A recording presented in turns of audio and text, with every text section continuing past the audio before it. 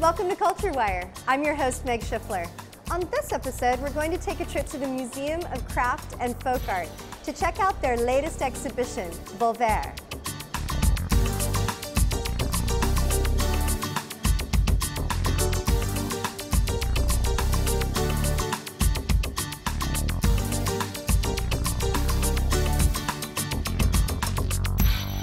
Welcome to Culture Wire. This month we turn our eye on one of the gems of San Francisco, the Museum of Craft and Folk Art. And here to join me today to talk about the museum and its vision and its activities is its director, Jennifer McCabe. Hi. So we are sitting in an exhibition that is currently on view through January called Volver, Mexican Folk Art and Play. The idea was to bring about some traditional folk arts, but invite contemporary artists who were kind of playing with those traditions. It really just was eye-opening how some of these artists, like Eduardo, is it? Sarabillas, uses traditional folk art methods, but with very strong contemporary themes in them. I find it really inspiring how these artists are interested in what's happening in the contemporary art world, but they're very tied to their roots, where the traditions come from. So with Eduardo, he uses the tradition of Talavera pottery, which is a long tradition in Mexico. It's blue and white traditionally pottery, and we're exhibiting about 150 plates out of a total of 350 in the complete work. He works directly with the craftspeople who make Talavera pottery, and he does the drawings and has them reproduce the drawings on the plates. The images refer to the kinds of drugs that go across the border, that are smuggled across the border. So really referring to the economy in Mexico and what's happening now, and kind of what is on people's mind.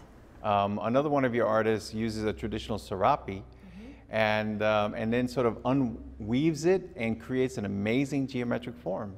Right, and it's beautiful because it's something so simple that you kind of take for granted, and then he creates something so phenomenal from the very simple means, which is often how folk art works, right? People use very humble materials and create something really beautiful from that.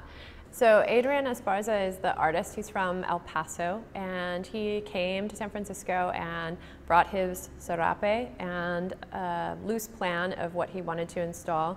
He unravels the thread and winds it onto spools, and then creates this wall piece, referential to maybe minimalist painting, kind of really beautiful artwork. And he keeps the serape hanging on the wall because he doesn't use all the thread, so he uses about half of it to create a 30-foot long piece. I think a lot of the works in the exhibition actually use very simple materials in unexpected ways, and that's what makes them so engaging. Maximo Gonzalez, he's an artist based in Mexico City, and he uses devalued currencies to create wall tapestries. By using the devalued currency, he's making a political statement about the Mexican economy now.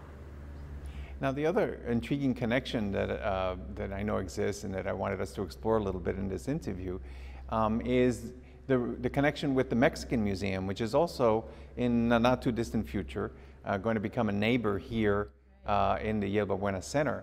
So one of your artists, Armando, has selected objects from the Mexican Museum's collection. They have an amazing collection, I think over 12,000 objects. So they led us into the shelves to browse through their folk art collection. And Armando discovered a lot of vessels that refer to eating and drinking and dining. So we ended up choosing those objects and have them displayed in the museum. And it's colorful, it's meaningful. It leaves a little space for you to think about where Mexico is today and also where it came from. A lot of the objects from the collection come from Covarrubias, the artist Covarrubias, and someone who supported folk art for decades in Mexico and really explored the history of those traditions. Now, one of the things I want to make sure that our listeners and viewers know where to find you. So the Museum of Craft and Folk Art is located on Yerba Buena Lane, which is a pedestrian walkway that connects Mission and Market Streets between 3rd and 4th. So we're immediately adjacent to the Contemporary Jewish Museum. Our space is relatively small, so it's easy to pair with another museum visit. We generally have 4 exhibitions a year.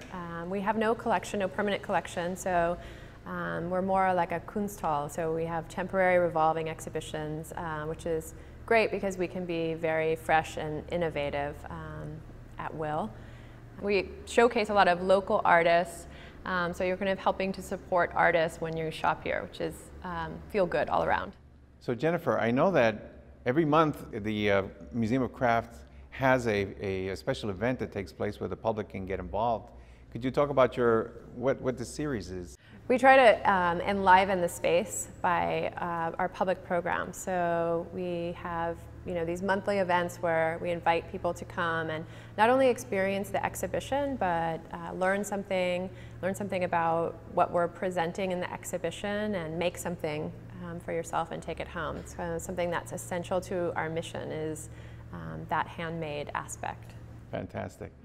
So Jennifer, thank you for being part of Culture Wire. And we do want to encourage everyone to get to the Museum of Craft and Folk Art to see Volvel, Mexican Folk Art at Play, until January 16th. Thanks so much for doing this. Thanks so much for having me.